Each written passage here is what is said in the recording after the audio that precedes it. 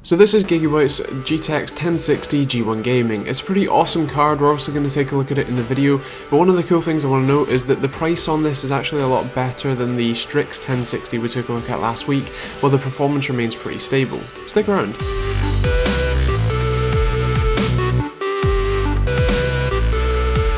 So as usual, the back of the box has all the new features, including the WindForce cooling system and the customizable LEDs, and this cooling system is actually missing a fan in comparison to the 1070 and 1080, which have 3 fans. This one is a 2-fan design, has a slightly different shroud design as well, but does still have the fan stop technology so that it's relatively quiet when you're both gaming and not gaming. You also have a fairly plain backplate on the back with just a single white Gigabyte logo in the middle, and yeah, other than that, on the side you have the illuminated 16.8 million color Gigabyte logo on the side, as well as the fan stop, which obviously turns on when, well, the fans are stopped, and you have the 8-pin power connector, which is obviously an upgrade over the 6-pin stock one, which allows for a little bit more overclocking headroom. On the back you have 3 DisplayPort 1.4 ports, an HDMI 2.0 port, and a DVI-D port. In terms of specs, you've got 1280 CUDA cores in OC mode, a boost clock of 1847 with a core clock of 1620, and 6GB of GDDR5. Obviously, with the extreme gaming software, you can overclock these, so these aren't, you know, the highest clocks you can get on the card by any stretch of the imagination. When it's in a system, it does look pretty good, and obviously with the fan stop software means that it's relatively quiet, and while actually in gaming performance, as I alluded to at the start, in comparison to the slightly more expensive Strix card, it actually performed very well, similarly if not better, depending on how the GPU boost of application was working. Obviously with the Strix card you've got GPU boost 3.0, which is apparently meant to be a little bit better at it, but in terms of actual real world performance it was very similar, as you can see. Obviously it's a great 1080p card, great 1440p card as well, although this isn't going to be pushing 4K for you unless you're running at sort of medium settings, which is still obviously very possible, but that's not necessarily what it's targeted for. In terms of VR, you can expect it to do very well on the, you know, what you set to be high settings.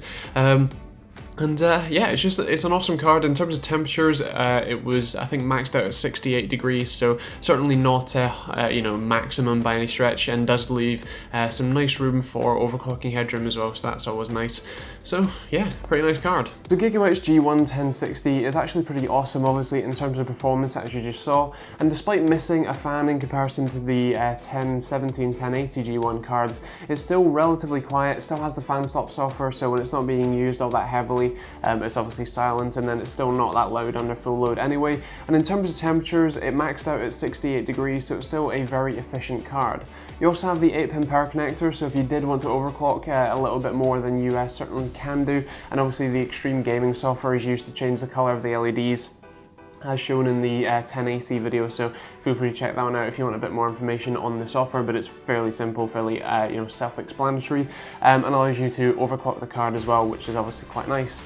Overall, there was nothing really that negative to say about it. The only thing that I really have is that because the heatsink shroud is made of plastic, and it seems to be relatively thin plastic, or certainly not glass fiber reinforced plastic as such, then you know, it's a little bit sort of bows under the weight of your own hand as you just pick it up to put it in the system, so it does feel a little bit cheap, so that's why it's kind of the plastic shroud under the cons. But other than that, it's a nice card, it performs well, it's easily overclockable with their own software, it's obviously relatively stylish. I'm actually going to go for a 4 for style, but in terms of scoring, as I said, 4 for styling, it's going to get a 5 for value for money, 5 for performance, 5 for functionality, and I think it's going to have to be a 5 for TechteamGB score as well. It's also going to get a gold award. It is a really awesome card, and I do recommend it if you are planning on picking up a 1060. It's also decently cheaper than the Asus Strix 1060 I took a look at last week.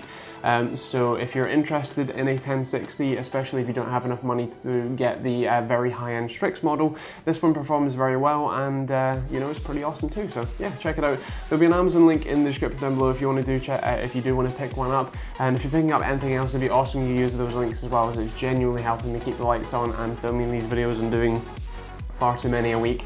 I usually do Monday, Wednesday and Friday. Obviously this one is going out on a Tuesday, so it's a kind of bonus video as such, and we have some more stuff coming out on the weekend as well, so do stick around for that.